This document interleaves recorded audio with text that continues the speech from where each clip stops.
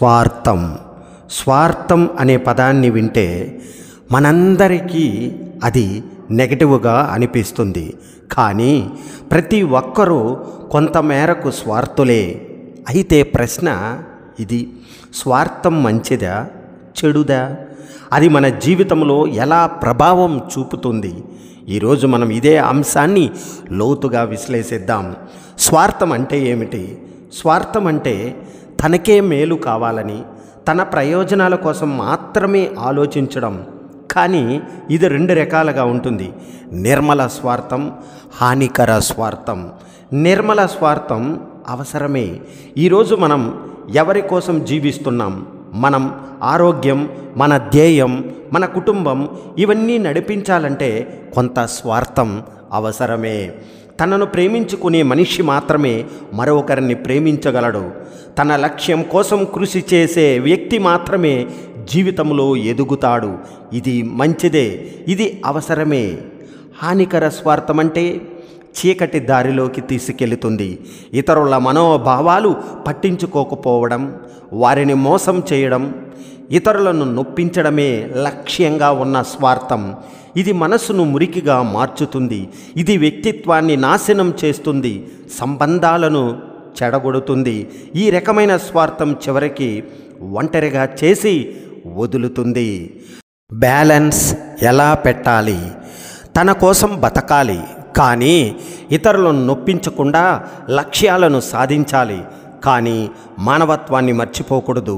తన అభిప్రాయాన్ని నిలబెట్టుకోవాలి, కానీ అహంకారంగా కాకుండా. ఇక ముగింపు సందేశం ఏమిటంటే, స్వార్థం అవసరమే, కానీ అది మనలో మంచితనాన్ని చంపేలా కాకుండా ఉండాలి. తన అభివృద్ధి కోసం జీవించాలి, కానీ ఇతరులను మిగిల్చి కాకుండా. స్వార్థం మన శక్తి అవుతుంది, మనం దానిని సరిగ్గా ఉపయోగించుకుంటే. ఒక చిన్న గ్రామంలో రవి అనే యువకుడు ఉండేవాడు. చదువులో బాగా తెలివిగా ఉండే రవి తన జీవితంలో ఒక లక్ష్యమే పెట్టుకున్నాడు. తన ప్రయోజనం కోసం ఎప్పుడూ ముందు ఉండాలి, ఎవరి సహాయం అవసరం ఉండకూడదు, ఎవరి కష్టం పట్టనక్కర్లేదు అన్నట్టుగా బ్రతికేవాడు. అతను చెప్పేవాడు, నాన్న, నేను ఎందుకు ఇతరుల కోసం ఆలోచించాలి? నా జీవితమే ముఖ్యమైంది. అతని తల్లిదండ్రులు, స్నేహితులు, గురువులు చాలాసార్లు చెప్పే ప్రయత్నం చేశారు. స్వార్థం జీవితాన్ని తాత్కాలికంగా విజయవంతం చేస్తుందేమో, కానీ ఎప్పటికీ నిన్నెవరూ గుర్తుపెట్టుకోరు. కానీ రవి వినలేదు. ఒకరోజు మారిన దారులు. ఇంజనీరింగ్ పూర్తి చేసిన రవికి మంచి ఉద్యోగం వచ్చింది.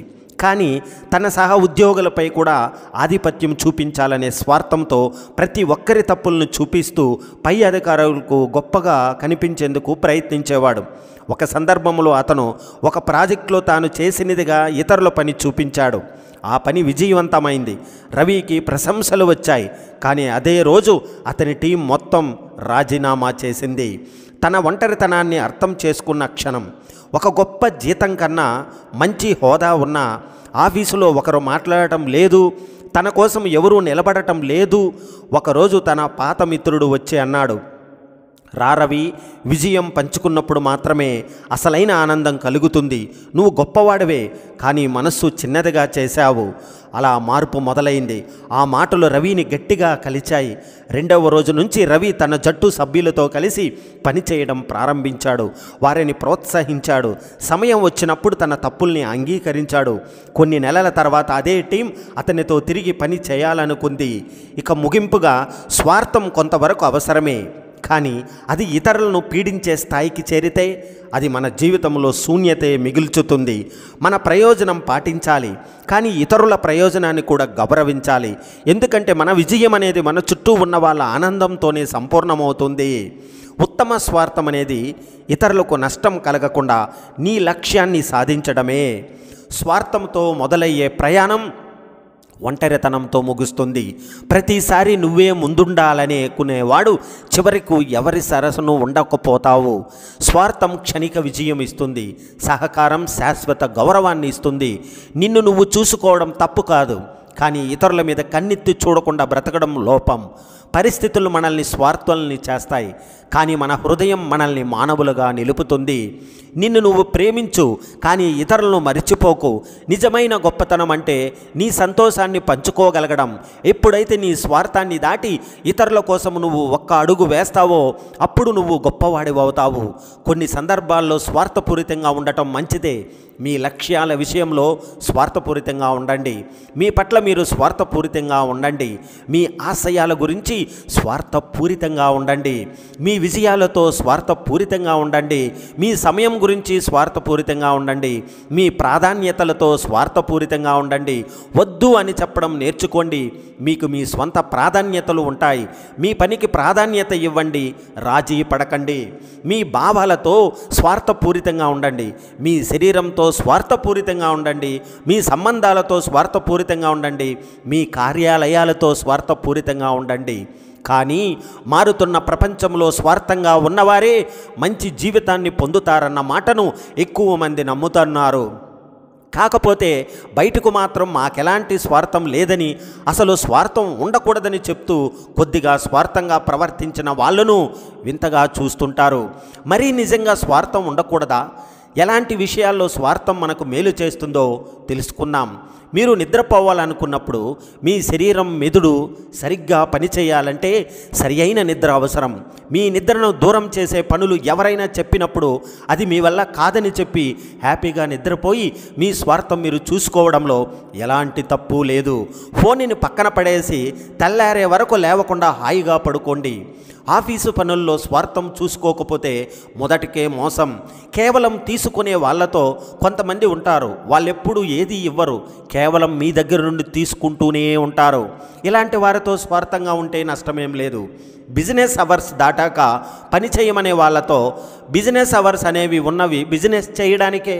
ఆ తర్వాత కూడా అవతల వాళ్ళు పని చేయించుకుంటున్నారంటే అది వాళ్ళ స్వార్థం. అటువంటి టైంలో మీరు మీ స్వార్థం చూసుకుని మీ సమయాన్ని మీ ఫ్యామిలీతో గడపండి. ఆరోగ్యం బాగలేకపోతే, మీకు జ్వరం వచ్చి పని చేయలేని స్థితిలో ఉన్నప్పుడు ఎవరైనా పని చేపట్టమని మిమ్మల్ని అడిగితే మీరు ఆరోగ్యానికి ప్రాధాన్యం ఇచ్చి సెల్ఫీగా ఉండటం మంచిదే. ఎందుకంటే ఆరోగ్యమే మహాభాగ్యం. స్వార్థపరులంటే వారి వ్యక్తిగత ప్రయోజనాల కోసం మాత్రమే ఆలోచించేవారు. ఇతరుల అవసరాలు, భావనలు లేదా నష్టాల పట్ల వారికి శ్రద్ధ ఉండదు. వారు తరచుగా అహంకారంతో, ప్రతికూలంగా మరియు మోసపూరితంగా ఉంటారు. స్వార్థపరుల లక్షణాలు ఎలా ఉంటాయంటే అహంకారం. స్వార్థపరులు తమను తాము గొప్పవారని మరియు ఇతరుల కంటే మెరుగైన వారిని భావిస్తారు. వారు ఇతరుల అభిప్రాయాలకు విలువ ఏమాత్రం ఇవ్వరు. ప్రతికూలత. స్వార్థపరులు ఇతరుల పట్ల ప్రతికూలంగా ఉంటారు. వారు ఇతరుల విజయాన్ని అసూయతో చూస్తారు మరియు వారిని అవమానించడానికి ప్రయత్నిస్తారు. మోసం. స్వార్థపూరులు ఇతరులను మోసం చేయడానికి వెనుకాడరు. వారి స్వార్థం కోసం ఏమైనా చేయగలరు. విశ్వాసహీనత. స్వార్థపరులు ఇతరుల పట్ల విశ్వాసహీనంగా ఉంటారు. వారి మాటలకు కట్టుబడి ఉంటారు. ఇతరుల అవసరాలకు శ్రద్ధ చూపకుండా స్వార్థపరులు ఇతరుల అవసరాలు, భావనలు లేదా నష్టాల పట్ల శ్రద్ధ చూపరు. వారి స్వార్థం కోసం ఇతరులను ఉపయోగించుకోవడానికే ప్రయత్నిస్తారు. కఠినత. స్వార్థపరులు ఇతరుల పట్ల కఠినంగా ఉంటారు. వారిని అర్థం చేసుకోవడానికి ప్రయత్నించరు. ఎల్లప్పుడూ సంతోషంగా ఎలా ఉండాలి? అందరూ సంతోషంగా ఉండమని చెబుతారు, కానీ ఎలాగో చెప్పరు. నవ్వడం మాత్రమే సంతోషమా? లేక లోపల నుండి కారణం లేకుండా, షరతులు లేకుండా వచ్చే ఆ శాంతి సంతోషమా? ఎప్పుడైనా ఒంటరిగా కూర్చుని నీ మనస్సుతో మాట్లాడావా? నీవు ఎందుకు అస్థిరంగా ఉన్నావు? నీలో ఎందుకు భయం ఉంది అని అడిగావా?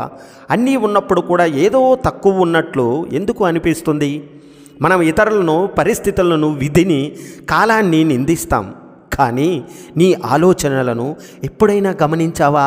ఎందుకంటే నీ ఆలోచనలు మారిన రోజు నీ ప్రపంచం మొత్తం మారిపోతుంది.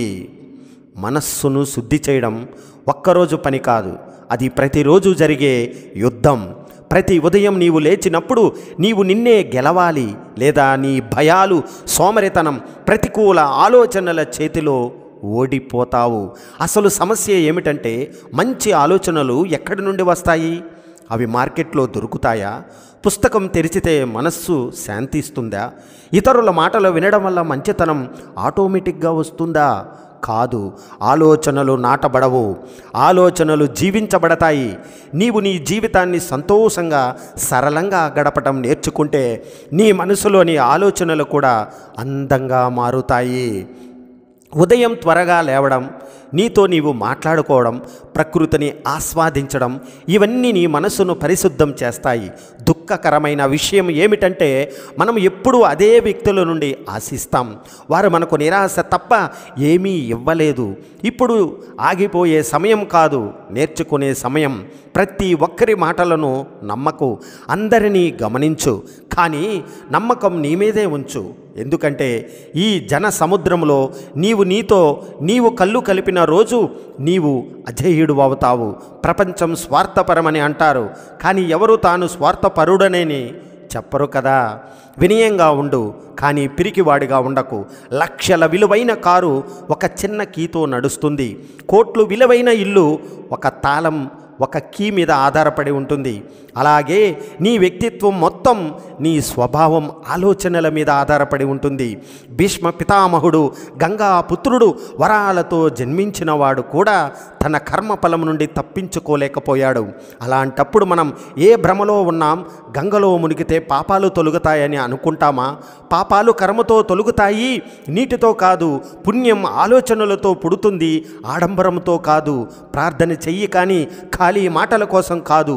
ప్రార్థనలో నీవు భగవంతుడితో మాట్లాడతావు, ధ్యానంలో భగవంతుడు నీతో మాట్లాడుతాడు. కష్టాల బాటలో కాలిన మనిషి బూడిద కాదు, బంగారం అవుతాడు. కానీ ఈ సత్యం జీవితం అగ్నిలా ముందుకు వచ్చినప్పుడు, దాటడమే మార్గమైనప్పుడు తెలుస్తుంది. గొప్పవాడవడానికి గొప్పగా పుట్టాల్సిన అవసరం లేదు, కానీ గొప్పగా మారాలంటే మొదలు పెట్టాలి. పరిస్థితుల కోసం ఎదురు చూసేవాళ్ళు జీవితమంతా ఎదురు చూస్తూనే ఉంటారు. ఆలోచన మార్గం కోసం వెతుక్కు. నీవు నడిచే బాటను నీ ఆలోచనలతో ప్రకాశవంతం చెయ్యి. గతం జ్ఞాపకాల్లో ఉంటుంది, రేపు నీ నిర్ణయాల్లో ఉంటుంది. నాకు మంచి బాట దొరకాలి అని కాదు, నేను నడిచే బాటను మంచిగా చేస్తాను అని ఆలోచించు. కాలం, పరిస్థితులు ఎవరికీ సొంతం కావు. నీవు బలవంతుడివై ఉండవచ్చు, కానీ కాలం నీకంటే బలవంతమైనది. ఈరోజు కింద ఉన్నవాడు రేపు పైకి వస్తాడు. ఈరోజు ఎత్తులో ఉన్నవాడు రేపు నేలను తాకుతాడు. జీవితంలో రెండే నిజమైన సహచరులు, కర్మ, పరమాత్మ. మిగతా అందరూ ఇక్కడే మిగిలిపోతారు, ఇక్కడే విడిపోతారు. నీ సొంతం కాని దానిపై హక్కు వాదించకు. నిన్ను అర్థం చేసుకోలేని వాడికి నీ బాధను చెప్పకు. మనసులో దుర్మార్గం, గుండెలో పాపం ఉన్నంత వరకు జపాలు వ్యర్థం. అందరూ ఒకరోజు రంగుల చిత్రము నుండి అదృశ్యమైనట్లు అదృశ్యమవుతారు. మనం కాలపు కొమ్మపై కూర్చున్న పక్షులం. చాలా మంచిగా ఉన్న అందరికీ నీవు మంచివాడివి కాదు, ఎక్కడో చెడ్డవాడిగా మార్చబడతావు. కొంచెం స్వాభిమానం ఉండాలి, లేకపోతే నీ హక్కు ఉన్న చోట కూడా నిన్ను అణచడానికి ప్రయత్నిస్తారు. ఎన్ని ఆడంబరాలు, ఇల్లు, డైమండ్లు సేకరించిన జీవితంలో ప్రేమ లేకపోతే అంతా ధూళి, మట్టి. జీవితంలో ఎవరూ శాశ్వతం కాదు, కానీ కర్మలు శాశ్వతం. నీవు చేసిన మంచి, నీవు పంచిన ప్రేమ, నీవు ఇచ్చిన సహాయం, ఇవన్నీ నీతో పాటు నడుస్తాయి. నీవు ఎవరికైనా బాధ కలిగించావంటే ఆ బాధ కూడా నీతోనే ఉంటుంది. అందుకే ఎప్పుడు నీ కర్మలను స్వచ్ఛంగా ఉంచు. నీవు నడిచే మార్గం కష్టంగా ఉన్నా సత్యంగా, నీతిగా ఉంటే అది నిన్ను ఎప్పటికీ వదిలిపెట్టదు. ప్రపంచం నిన్ను ఎలా చూస్తుంది అనేది ముఖ్యం కాదు, నీవు ఎలా చూసుకుంటావు అనేదే ముఖ్యం. నీవు నీలోని బలాన్ని గుర్తించిన రోజు ప్రపంచం నీ వైపు గౌరవంగా చూస్తుంది. నీవు నీ లోపాలను స్వీకరించిన రోజు నీవు అజేయుడు అవుతావు.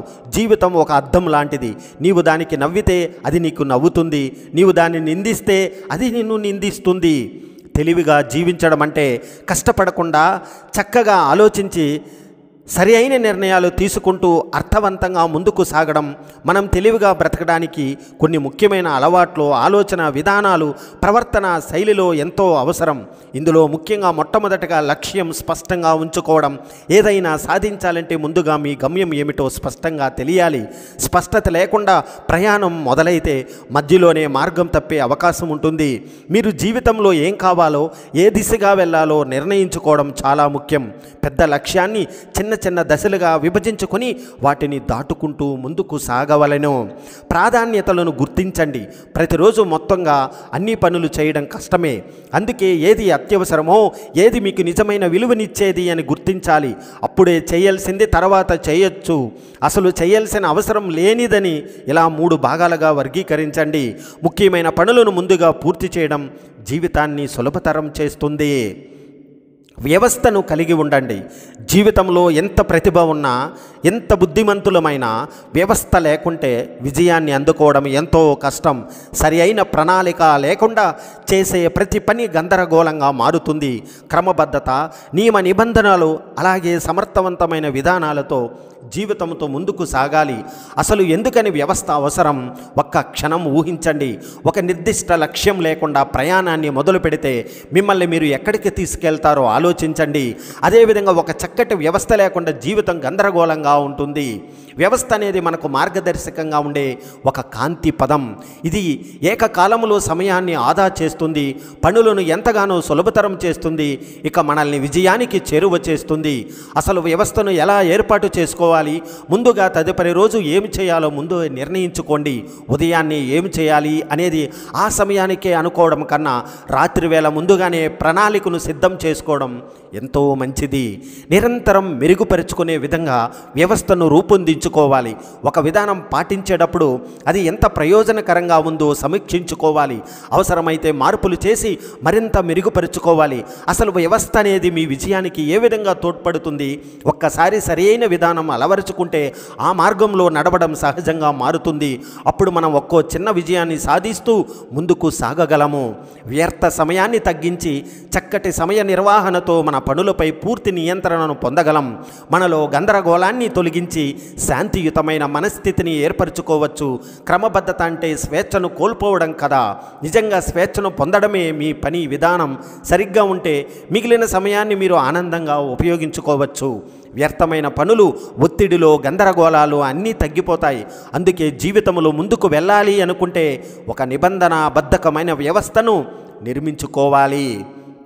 చక్కటి పద్ధతులు అలవరుచుకొని విజయానికి మీ ప్రయాణాన్ని సుగమనం చేసుకోండి. తక్కువగా బాగా చేయాలి. అనేక మంది విజయాన్ని కఠినంగా శ్రమించడంలోనే చూస్తారు. ఎంత ఎక్కువ పని చేసినా ఫలితం లేకపోతే ఆ శ్రమ వ్యర్థమవుతుంది. అందుకే కష్టపడడమే కాక సరిగ్గా తెలివిగా పనిచేయడం ఎంతో అవసరం. తెలివిగా పనిచేయడం అనేది ఎలాంటి పనినైనా తక్కువ సమయంలో తక్కువ శ్రమతో ఎక్కువ ఫలితాలను పొందే విధంగా చేయడం. పని చేసే విధానం ఎప్పుడు కూడా ఫలితాలను నిర్ణయిస్తుంది. ఒక పనిని చేయడానికి 2 మార్గాలు ఉంటాయి. మొదటిది సాధారణంగా కష్టపడుతూ ఎక్కువ సమయం తీసుకుని ఎక్కువ శక్తిని ఖర్చు చేస్తూ పని చేయడం. రెండవది తెలివిగా వ్యూహం సిద్ధం చేసుకొని సమర్థతతో తక్కువ సమయంలో అద్భుతమైన ఫలితాలు అందించగలిగేలా పనిచేయడం. ముందుగా ప్రణాళిక సిద్ధం చేసుకొని సరళతరం చేసే మార్గాలను అన్వేషించాలి. అవసరమైన పనుల వల్ల శ్రమ వృధా కాకుండా చూసుకోవాలి. ఏకకాలంలో అనేక పనులు చేయడం కంటే ఒక్కో పనిని పూర్తిగా ఒకదాని తర్వాత ఒకటి చేయడం ఎంతో మేలైనది. అంతేకాదు అవసరమైన పనులను పూర్తి స్థాయిలో చేసే విధంగా ఆలోచించాలి. ముందుగా సరైన ప్రణాళిక వేసుకుని అందుబాటులో ఉన్న సౌకర్యాలను ఉపయోగించుకుంటే తక్కువ శ్రమతో మెరుగైన ఫలితాలను సాధించవచ్చు. క్రమశిక్షణ నేర్చుకోవాలి. మీకు ఉపయోగపడే పనులను చేయడంలో ఖచ్చితంగా ఉండండి. ప్రోత్సాహం లేనప్పటికీ మీ పని మీద దృష్టి పెట్టండి. చిన్న చిన్న అలవాట్లతో క్రమశిక్షణను పెంపొందించుకోండి. నేర్చుకోవడం ఎప్పుడూ ఆపకండి. ఎప్పుడూ కొత్త విషయాలను తెలుసుకోవడానికి ఆసక్తిగా ఉండండి. విజేతలు నిరంతరం చదువుతారు, శోధిస్తారు, కొత్త మార్గాలను వెతుకుతారు. ప్రపంచం మారుతుంది, మీరు కూడా మారాలి. కొత్త నైపుణ్యాలను అభ్యసించండి, వాటిని ఉపయోగించండి. ఇక ఆరోగ్యాన్ని ముఖ్యంగా చూడండి. మీరు ఎంత తెలివిగా ఉన్నా ఆరోగ్యం సరిగ్గా లేకపోతే ఏమీ చేయలేరు. మంచి ఆహారం తీసుకోవాలి, రోజు వ్యాయామం చేయాలి, సరి అయిన నిద్ర పోవాలి. ఆరోగ్యం ఉంటేనే మంచి ఆలోచన చేయగలరు, ఎక్కువ పని కూడా చేయగలరు. మనస్సును ప్రశాంతంగా ఉంచుకోండి. నిజమైన తెలివి అంటే ప్రశాంతమైన మనస్సును కలిగి ఉండడం, ఆందోళన, ఒత్తిడిని తగ్గించుకోవడం, మెదడుకు విశ్రాంతిని ఇవ్వడం. ధ్యానం, యోగా, సాధన వంటి మార్గాలను ప్రయత్నించండి. ఆరోగ్యకరమైన విశ్రాంతి విధానాలను నేర్చుకోండి. ధనాన్ని తెలివిగా వాడండి. సంరక్షించడం తెలుసుకోవాలి. పెట్టుబడులు పెట్టడం అలవాటు చేసుకోవాలి. తక్కువ ఖర్చుతో ఎక్కువ పొందే మార్గాలను కనుగొనాలి. సంపాదన పెంచుకునే అవకాశాలను వెతకండి. అసలు సంపద అంటే పొదుపు, అలాగే పెట్టుబడి. విజేతలతో నడవండి. మీరు ఎవరితో ఉంటారో అలాగే మారుతారు. విజేతలతో కలిసినప్పుడే మీరు కూడా విజయాలను సాధించగలరు. మంచి బుద్ధిమంతుల నుంచి నేర్చుకోండి. వారి యొక్క జీవితాలని గమనించండి. గొప్ప రచనలను చదవండి. ధైర్యంగా ముందుకు సాగండి. విజయం సాధించాలంటే సాహసం అవసరం. భయపడితే అవకాశాలను కోల్పోతారు. కొత్త అవకాశాలను స్వీకరించండి. ప్రయత్నించకుండానే ఓడిపోయేలా మాత్రం చేయకండి. ఏదైనా సాధించాలంటే ముందడుగు వేయాలి. సమయాన్ని సద్వినియోగం చేసుకోవాలి. రోజులో 24 గంటలు అందరికీ ఒకే విధంగా ఉంటాయి. కానీ కొన్ని గంటల్లోనే అద్భుతాలు సృష్టించేవారు ఎందుకుంటారు?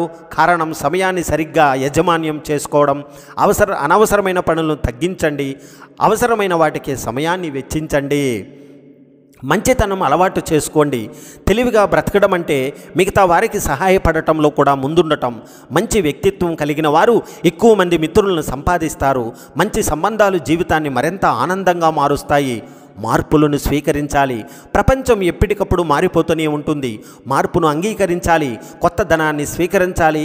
పాత పద్ధతులకే కట్టుబడి ఉంటే ఎంతోగానో నష్టపోతారు. కొత్త మార్గాలను అన్వేషించండి. ప్రియమైన పనులను పెంచుకోండి. కేవలం ఉద్యోగం, వ్యాపారం మాత్రమే కాదు, మనస్సుకు ఆనందాన్నిచ్చే పనులు కూడా ఎంతో అవసరం. సంగీతం నేర్చుకోండి. బొమ్మలు గీయడం, చిత్రీకరణ మీకు నచ్చిన కళను మెరుగుపరుచుకోవడం ద్వారా ఆనందంగా ఉండవచ్చు. ప్రతికూల ఆలోచనలను తొలగించండి. మీరు అనుకున్నదంతా సాధ్యమే, కానీ ముందుగా మీరు నమ్మాలి. ప్రతిదీ కూడా అసాధ్యమనే వారిని దూరం పెట్టండి. సమస్యలు వస్తూ ఉంటాయి, కానీ వాటిని అధిగమించగల శక్తి కూడా మీలోనే ఉంటుంది. మాట తీరును మెరుగుపరుచుకోండి. మంచి ఆలోచన ఉంటేనే సరిపోదు, దాన్ని ఇతరులకు సమర్థంగా చెప్పగలగాలి. మంచి సంబంధాలు ఏర్పరచుకోవడానికి, ఉద్యోగంలో పైకి ఎదగడానికి మాట తీరు అనేది అత్యంత అవసరం. సహనం కలిగి ఉండాలి. వేగంగా విజయాన్ని ఆశించకండి. సిరి సంపద, విజయం అన్నీ క్రమంగా వస్తాయి. కష్ట సాధ్యమైన పనులు వెంటనే ఫలితాన్ని ఇవ్వవు. క్రమశిక్షణతో పాటు సహనం కూడా ఎంతో అవసరం. తప్పుల నుంచి నేర్చుకోండి. తప్పు చేయడం తప్పు కాదు, కానీ ఒకే తప్పును పునరావృతం చేయడం మాత్రం ఖచ్చితంగా తప్పే. తప్పులు మీకు బలమైన పాఠాలు నేర్పిస్తాయి. వాటిని మెరుగుదలకు మార్గం ఉపయోగించుకోండి. ఆనందంగా జీవించండి. ఇంత అన్నీ తెలుసుకున్నాక జీవితాన్ని ఆనందంగా గడపకపోతే ఏమి లాభం? చిన్న చిన్న సంతోషాలను ఆస్వాదించండి. మిగతా వారిని సంతోషపెట్టండి. మీరు సంతోషంగా ఉంటేనే మీ జీవితం అర్థవంతమవుతుంది. మనసుకు ఆనందం లేకుంటే ఎంతటి విజయాలు సాధించినా కూడా అవి అర్థహీనమే. జీవితం అనుభవించడానికి, ఆస్వాదించడానికి. కానీ చాలామంది వ్యక్తులు ఆనందాన్ని ఎక్కడో వెతుకుతూ ఉంటారు. ధనం వస్తే, పేరు ప్రఖ్యాతులు పెరిగితే సంతోషం దొరుకుతుందని అనుకుంటారు. కానీ నిజమైన ఆనందం ఎక్కడుందో, దాన్ని ఎలా పొందాలో తెలుసుకుంటే జీవితం మరింత పరిపూర్ణంగా మారుతుంది. ఆనందాన్ని బాహ్య ప్రపంచంలో కాదు, మనలోనే వెతకాలి. కొందరు వ్యక్తులు ఆనందాన్ని ఇతరుల చేతుల్లో పెట్టి వేచి చూస్తుంటారు.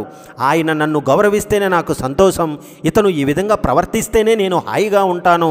ఇలా ఇతరుల ప్రవర్తనపై ఆధారపడితే ఎప్పుడు కూడా సంతోషం దొరకదు. నిజమైన ఆనందం మన లోపలే ఉంటుంది. మనం ఎలా ఆలోచిస్తున్నామో, జీవితాన్ని ఎలా స్వీకరిస్తున్నామో దాని మీదే మన ఆనందం ఆధారపడి ఉంటుంది. చిన్న విషయాల్లో సంతోషాన్ని కనుగొనండి. మంచి పాట వినడం, చల్లటి గాలి తాకడం, ఓ పేద బాలుడు చిరునవ్వుతో పలకరించడం, ఇవన్నీ మనకు చిన్న చిన్న సంతోషాలు ఇస్తాయి. కానీ మనం వాటిని గమనించకుండా పెద్ద విషయాలకి పరిమితమైపోతాం. జీవితంలో ఆనందం చిన్న చిన్న క్షణాలను ఆస్వాదించడంలోనే ఉంటుంది. ప్రతికూల ఆలోచనలను తగ్గించండి. నాకు ఇది సాధ్యం కాదు, నాకు ఎప్పుడూ మంచి జరగదు, ఇవన్నీ కేవలం మన సొంత ఆలోచనలే. ఇలాంటి ఆలోచనలు మన ఆనందాన్ని పూర్తిగా నాశనం చేస్తాయి. ప్రతికూల ఆలోచనలకు బదులుగా నేను ప్రయత్నిస్తే తప్పక విజయాన్ని సాధిస్తాను, నా జీవితం ఎంతో విలువైనది లాంటి మాటలతో మనల్ని మనం ప్రోత్సహించుకోవాలి. ఇతరులతో పోల్చుకోవడం మానేయాలి. అతనికి అంత ధనం ఉంది, కానీ నాకెందుకు ఇలా? ఆమె జీవితంలో అన్నీ బాగా ఉన్నాయి, కానీ నా జీవితంలో ఎందుకింత అవస్థ? ఇవన్నీ కూడా మన ఆనందాన్ని దూరం చేసే ప్రమాదకరమైన ఆలోచనలు. ప్రతి ఒక్కరికి వారి సొంత ప్రయాణం ఉంటుంది. ఎవరిని పోల్చుకోకుండా మన ప్రయాణాన్ని మనం ఆస్వాదించాలి. కృతజ్ఞతను అలవాటు చేసుకోండి. మనకు ఏమీ లేకపోయినా ఏదో ఒకటి మనకు తప్పకుండా ఉంటుంది. ఆరోగ్యం, కుటుంబం, మనల్ని ప్రేమించే మనుషులు, తినడానికి తిండి, నిద్రపోవడానికి ఒక మంచం, ఇవన్నీ మనకు ఉన్నాయి అనుకోవడం మన ఆనందాన్ని ఎంతోగానో పెంచుతుంది. ప్రతిరోజు మనకు ఉన్న మంచి విషయాలను గుర్తించుకుంటే మనం మరింత సంతోషంగా జీవించగలం. మనసుకు నచ్చిన పనులు చేయండి. మనసుకు నచ్చిన పని చేస్తూ ప్రతిరోజు మనం బాధపడుతూ ఉంటే ఆనందం దొరకదు. అందుకే మనకు నిజంగా నచ్చిన పనులను కనుగొని వాటిని చేయడంలో ఆనందాన్ని పొందాలి. పని అనేది మనం బ్రతకడానికి ఒక భాగమే, కానీ అది మన ఆనందాన్ని దూరం చేసేలా ఉండకూడదు. సంతోషంగా ఉండే వ్యక్తులతో సమయం గడపండి. మన చుట్టూ ఉన్న వ్యక్తుల వల్ల మన ఆలోచన విధానం మారుతుంది. ఎప్పుడూ ప్రతికూలంగా ఆలోచించే వ్యక్తులతో ఉంటే మనం కూడా అలాగే మారిపోతాం. అందుకే మనల్ని ప్రోత్సహించే, సంతోషాన్ని పంచుకునే, సానుకూలంగా ఆలోచించే వ్యక్తులతో కలిసి ఉండాలి. భవిష్యత్తు గురించి అవసరమైనంత వరకు మాత్రమే ఆలోచించాలి. మనలో చాలామంది భవిష్యత్తును గురించే భయపడుతూ ఉంటారు. రేపు జీవితం ఎలా ఉంటుందో, నా పని విషయం ఏమవుతుందో, ఇలా నిరంతరం బాధపడితే మన ఆనందం పూర్తిగా హరించుకుపోతుంది. భవిష్యత్తు ప్రణాళికలు వేసుకోవడం మంచిదే, కానీ దాని గురించి అవసరమైనంత వరకు మాత్రమే ఆలోచించాలి. ముఖ్యంగా అనవసరమైన వ్యసనాలను తగ్గించండి. వ్యర్థమైన మాటలు, ప్రయోజనం లేని విషయాల్లో సమయాన్ని ఖర్చు చేయడం, ఇవన్నీ ఆనందాన్ని దూరం చేసే అనవసరమైన అలవాట్లు. నిజమైన జీవితాన్ని ఆస్వాదించడానికి మన నిజమైన మిత్రులతో కలిసే ప్రయత్నించాలి. ప్రతి క్షణాన్ని ఆనందంగా గడపండి. ఈరోజే చివరి రోజు అనుకుని బ్రతకమంటాం, కానీ నిజంగా అలా బ్రతుకుతున్నామా? మనకు ఎప్పుడు ఏమవుతుందో తెలియదు. కాబట్టి ప్రతిరోజు ఆనందాన్ని వెతుకుతూ ప్రతి క్షణాన్ని ఆస్వాదిస్తూ బ్రతకడం మన బాధ్యత. మనకు అవకాశం ఉన్నప్పుడు మన మనసుకు నచ్చిన దాన్ని ఖచ్చితంగా చెయ్యాలి. మన మిత్రులను ప్రేమించాలి. కుటుంబ సభ్యులతో సమయం గడపాలి. మన హృదయాన్ని హాయిగా ఉంచుకోవాలి. ఆనందంగా బ్రతకడం అనేది మన నిర్ణయం మీదే ఆధారపడి ఉంటుంది. మనం అనుకున్నట్టుగా పరిస్థితులు ఉండకపోవచ్చు, కానీ మనం ఎలా స్పందిస్తామో దాని మీదే మన ఆనందం ఆధారపడి ఉంటుంది. చిన్న విషయాల్లో ఆనందాన్ని కనుగొనడం, ఇతరులతో పోల్చుకోకుండా మన ప్రయాణాన్ని ఆస్వాదించడం, మన మనస్సును ప్రశాంతంగా ఉంచుకోవడం, ఇవన్నీ ఒక్కసారి అలవాటు చేసుకుంటే జీవితం ఎంతో అందంగా మారిపోతుంది. పిల్లల్ని మంచి స్కూల్లో వేసేస్తే మన బాధ్యత తీరినట్లే. చదివించడం టీచర్ల పనే అని భావించేవారు ముందుగా తెలుసుకోవాల్సింది ఏమిటంటే, తల్లిదండ్రులుగా మనం చేసేవి, చేయనివి పిల్లల ప్రతిభను ఎంతగానో ప్రభావితం చేస్తాయని. స్కూలు, ఇల్లు రెండు సమన్వయంతో చదువు బాధ్యత వహించినప్పుడే పిల్లలు చదువులో రాణిస్తారని. పిల్లలందరూ అద్భుతమైన తెలివితేటలతో, హద్దుల్లేని సృజన శక్తితో పుడతారు. నేర్చుకోవాలన్న వాళ్ళ కుతూహలానికి కళ్ళాలే ఉండవసలు. సరి అయిన పద్ధతిలో పెరిగితే పిల్లలంతా చదువులో చక్కగా రాణిస్తారు అంటారు. రోజులు మారుతున్నాయి. పిల్లల భావోద్వేగ అభ్యసన అవసరాలు గతం కన్నా ఎక్కువగా సంక్లిష్టంగా తయారయ్యాయని గుర్తించమంటారు. పిల్లాడు హోంవర్క్ చేయకుండా మొండికేస్తే 100కి 90 మంది అమ్మానాన్నలు చేసే పని 2 తగిలించడం, లేదా అరిచి గోల చేసి రాసేదాకా అన్నం పెట్టనని బెదిరించడం. పెద్దలు ఒత్తిడికి లోనై తాము ఇబ్బంది పడుతూ పిల్లల్ని ఇబ్బంది పెట్టడమే తప్ప సమస్యను పరిష్కరించే మార్గం అది కాదని తెలుసుకోవాలి.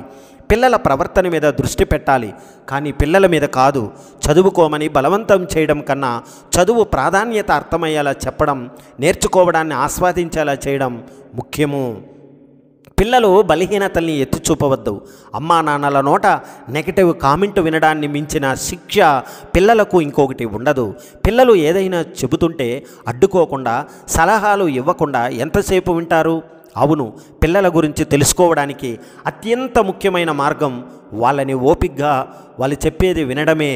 అంతేకాక పిల్లల్లో నిద్రాణంగా ఉండే భిన్న సామర్థ్యాల్ని వెలికి తీయడం ప్రతి తల్లిదండ్రుల బాధ్యత. మనల్ని శారీరకంగా, మానసికంగా ధీరులుగా మలిచేది అసలైన విద్య అన్నారు స్వామి వివేకానంద. చదువు కామ, క్రోధ, లోభ, మోహ, మద మాత్సర్యాలను నియంత్రించేదిగా ఉండాలి. జ్ఞానం, శీలం సమాంతరంగా వృద్ధిలోకి వస్తేనే విద్యకు సార్థకత అని ప్రబోధించారు మహర్షులు. అలాగే సా విద్యయా విముక్తయే, జనన మరణ దుఃఖాల నుంచి విముక్తిని కలిగించేదే నిజమైన విద్య అంటున్నాయి ఉపనిషత్తులు. అంటే జీవన కళను నేర్పేదే అసలైన విద్య. తండ్రి మాట ప్రకారం ప్రహ్లాదుడు గురుకులానికి వెళ్ళాడు. పాఠాలన్నీ శ్రద్ధగా విని అర్థం చేసుకునేవాడు. వారెలా చెబితే ప్రహ్లాదుడు అలాగే చదివేవాడు. అలా కాదు ఇలా అనే వాదన లేక అణకువగా ఉండేవాడు. విద్యార్థులకు ఉండాల్సిన ప్రధాన లక్షణాలు ఉపాధ్యాయులపై విశ్వాసం, గౌరవం. అవే వారిని ఉన్నతుల్ని చేస్తాయి. ఆ గుణాల్ని 100కి 100 పాళ్ళు అలవరుచుకున్న ప్రహ్లాదుడు అనతి కాలంలోనే అత్యుత్తమ విద్యార్థిగా పేరు తెచ్చుకున్నాడు. ఆ ప్రజ్ఞతో సకల శాస్త్రాల్లో నిష్ణాతుడయ్యాడు. తుదకు దేవదేవుని చింతించు దినము చక్రహస్తుని ప్రకటించు చదువు అని తండ్రికే విష్ణుమూర్తి ఘనతను గుర్తు చేశాడు. విద్య జడత్వాన్ని తొలగించాలి, రసజ్ఞతను పెంచాలి. యోగాభ్యాసం, ధ్యానం వంటి ఆహ్లాదకరంగా అభ్యసించేందుకు తోడ్పడి దక్షతను పెంచుతాయి. అందుకే ఇంద్రియాలను అదుపు చేసుకోవడం, తోటి వారితో సామరస్యంగా మెలగటం నేర్పే చదువు అవసరమని గాంధీజీ అంటే, మన దేశం ప్రపంచంలో విశిష్టత పొందడానికి ప్రధాన కారణం మన ఆధ్యాత్మిక విద్య. జ్ఞానాన్ని, కర్మని వేరు చేయక సమపాలలో నేర్పే పరమార్థిక విద్యతోనే అభ్యుదయం సాధ్యం. గీత వంటి ధార్మిక గ్రంథాలలో అంశాలను ప్రాథమిక స్థాయిలోనే నేర్పాలి అన్నారు వినోబా భావే. కనుక పిల్లలు ఉత్తమ పౌరులుగా ఎదిగేలా తర్ఫీదివ్వాలి. ఆరోగ్యం కోసం వ్యాయామం తప్పనిసరి. మొదలు పెడతాం, తీరా తోడు లేరనో కష్టంగా ఉందనో వదిలేస్తుంటాం. ఈసారి నుంచి సరదాగా వీటిని ప్రయత్నించండి. మొక్కలు పెంచేయండి. గుంతలు తీయడం, మొక్కలు నాటడం, వాటికి నీళ్లు పోయడం, కలుపు తీయడం తెలియకుండానే బోలెడంత శ్రమ ఒక రకంగా స్ట్రెచ్చింగ్తో సమానమే. నచ్చిన పాటలు వింటూ చక్కగా డ్యాన్స్ చేయండి. అయితే ఫాస్ట్ బీట్ ఉన్నవాటినే ఎంచుకోవాలి. ఈ ఫ్రీ స్టైల్ డ్యాన్స్ 250 వరకు కెలోరీలను కరిగించగలదట. ఫ్లెక్సిబిలిటీని పెంచుకోవడంతో పాటు డిప్రెషన్ లక్షణాలను తగ్గించే శక్తి నృత్యానికి ఉందట. ఏవైతేనేం కాలంతో పరుగులు పెట్టే మనం బోలెడు మంది ఉన్నాం. ఈ క్రమంలో ఒత్తిడికి లోనవ్వడము సహజమైపోయింది. స్ట్రెస్ ఇప్పుడు కామన్ పదం, కానీ అది తీసుకొచ్చే సమస్యలు మాత్రం కామన్ కాదు. ఎందుకంటారా? ఈ ఒత్తిడి మనలో భావోద్వేగాల నియంత్రణ లేకుండా చేస్తుందట. ఇది దీర్ఘకాలం కొనసాగితే కీలకమైన బ్రెయిన్ ఫంక్షన్లపైన ప్రభావం చూపుతుంది. జాగ్రత్త సుమా. నాకు నేనే సాటి, నాకు నేనే పోటీ అనుకోవడంలో అంతులేని ఆత్మస్థైర్యం ఉంది, ఆనందం ఉంది, గర్వం ఉంది, గౌరవం ఉంది. కొందరు ఎదుటివారితో పోల్చుకుంటూ ఉంటారు. అతిపెద్ద పొరపాటు ఉన్నత విద్య లేదని, ఉన్నత స్థితిలో లేనని, డబ్బు లేదని, హోదా లేదని చాలామంది బాధపడుతూ ఉంటారు. ఆ బాధ నిరర్థకం. జీవితం అంటే పక్క వాళ్ళని అధిగమించడం కాదు, మిమ్మల్ని మీరు అధిగమించడం అంటారు ఆది గురువులు శంకరాచార్యులు వారు. ఎవరు ఎప్పుడు తమను తాము తక్కువగా ఊహించుకోకూడదు. ఈ ప్రపంచంలో ఎవరికి వారే ప్రత్యేకం. ఎవరిని మళ్ళీ మరో రకంగా మార్చి తయారు చేయడానికి వీల్లేదు. ఎవరి బలాలు, బలహీనతలు వారివే. ఎవరిని మరొకరితో భర్తీ చెయ్యలేము. మన ప్రత్యేకతతోనో మన వ్యక్తిత్వంతోనో మనం రాణించాలి. మనకు మనం ప్రకాశించాలి. సూర్యున్ని, చంద్రుణ్ణి పోల్చడం తగదు. వేరువేరు వ్యక్తులకు భిన్న సామర్థ్యాలుంటాయి. మహాభారతంలో అర్జునుడు, కర్ణుడు మహావీరులు, పలు రకాల విద్యలు తెలిసినవారు. నాకు నేనే పోటీ, నాకు నేనే సాటి అనుకుంటూ యుద్ధంలో తలపట్టాడు. అర్జునుడి వెనుక సాక్షాత్తు శ్రీకృష్ణ భగవానుడే నిలబడ్డాడు. కర్ణుడి వెనుక దుష్టబుద్ధి దుర్యోధనుడు ఉన్నాడు. ఎవరికి వారు తమ తమ సామర్థ్యాలతో పోరాడిన చివరికి ధర్మమే గెలిచింది. పంచభూతాలైన భూమి, ఆకాశం, నీరు, నిప్పు, గాలి ఒకదానితో మరొక దాన్ని పోల్చి చూడలేం. అలాగే సృష్టిలోని సర్వజీవరాశులకు ఒక ప్రత్యేకత ఉంటుంది. జీవం లేని రాయి కూడా తనలో ఒక శిల్పాన్ని దాచుకుంటుంది. అయితే సుత్తితో బద్దలు కొడితే శిల్పం రాదు. కష్టమనే ఉలితో చెక్కితే గెలుపు శిల్పం బయటపడుతుంది. స్వామి వివేకానందుడు చెప్పింది అది మీలో అపారమైన శక్తి ఉంది. అది వెలికి రావడానికి కష్టపడాలి, కన్నీళ్లు రావాలి, స్వేదం చెందాలి, కొండల్ని పిండి చేసే నమ్మకంతో ముందుకు ఉరకాలి అని. ఒకరోజు బుద్ధుడు శిష్యుడితో కలిసి ప్రయాణం చేస్తున్నాడు. ఇద్దరూ అలసిపోయారు. దారిలో ఎదురైన రైతును ఊరెంత దూరం అని అడిగాడు శిష్యుడు. 2 మైళ్ళు చెప్పాడు. రైతు 2 మైళ్ళు నడిచినా ఊరు రాలేదు. మరో ముసలమ్మను అడిగితే ఆమె కూడా 2 మైళ్ళు ఉంది. అంత దూరం నడిచి మరొకరిని అడిగినా ఇదే సమాధానం చెప్పేలా ఉన్నారు. ఏమిటిది స్వామి అని బుద్ధుడిని అడిగాడు. ఊరు 20 మైళ్ళుంది, మనకు శ్రమ తెలియకూడదని ఉత్సాహంగా ముందుకెళ్లాలని వాళ్ళు అబద్ధం చెప్పారు. బుద్ధుడు నవ్వుతూ అన్నాడు, ప్రతి వ్యక్తి ప్రత్యేకమే. మనతో పాటు ఎదుటి వారిని కూడా ప్రోత్సహించాలి, చేతనైన సాయం చేయాలి. అప్పుడే ప్రయాణం సులభతరం, ఆనందమయం అవుతుంది అన్న బుద్ధుడి మాటలు వింటూ శిష్యుని ఉత్సాహంగా ముందుకు అడుగులు వేయసాగాడు. కొన్నిసార్లు తెలుసో తెలియకో స్నేహితులు, కుటుంబ సభ్యుల మీద కోప్పడుతుంటాం. ఆ నిమిషానికి అది కరెక్టే అనిపించిన కాసేపటికి నేను అలా ప్రవర్తించి ఉండకూడదే అనిపిస్తుంటుంది కదా. అలా అని వారికి క్షమాపణ చెప్పలేని పరిస్థితి. మరి ఈ గిల్ట్ అధిగమించేది ఎలా అంటే, గిల్ట్ కొందరిని రోజులు తరబడి వెంబడిస్తుంది. ముఖ్యంగా మహిళల్లో ఎక్కువగా కనిపిస్తుంటుంది అంటున్నారు నిపుణులు. అపరాధ భావంతో బాధపడే ముందు అసలు మనం చేసింది తప్ప ఒప్ప అని ప్రశ్నించుకోవడం ముఖ్యం. అంతేకాదు అనవసరంగా తిట్టేశానే అని చింతిస్తూ కూర్చోకుండా ఒకసారి జరిగిన సంఘటనను గుర్తు చేసుకుంటే తప్పెక్కడ చేశామో తెలుస్తుంది, పరిష్కారము దొరుకుతుంది. దాన్ని బట్టి క్షమాపణలు చెప్పి చూడండి, ఆ భావన నుంచి ఇట్టే బయటపడతారు. కొన్నిసార్లు తప్పు ఎవరిదైనా మీరు లీడ్ తీసుకొని సారీ చెప్పిన సమస్య అక్కడితో పరిష్కారం అవుతుంది. మీకు సాంత్వన లభిస్తుంది. ఆలోచనలను కొత్త లక్ష్యాలకు మళ్లించుకోండి. అప్పటికి మనసు మళ్ళకపోతే మీకు దగ్గరైన వాళ్ళు, బాగా నమ్మకం కలిగిన బంధువులు, కుటుంబ సభ్యులు, స్నేహితులతో విషయాన్ని చర్చించండి. వారు చెప్పే సలహాలను తీసుకుంటే మనసు కాస్త తేలిక పడుతుంది.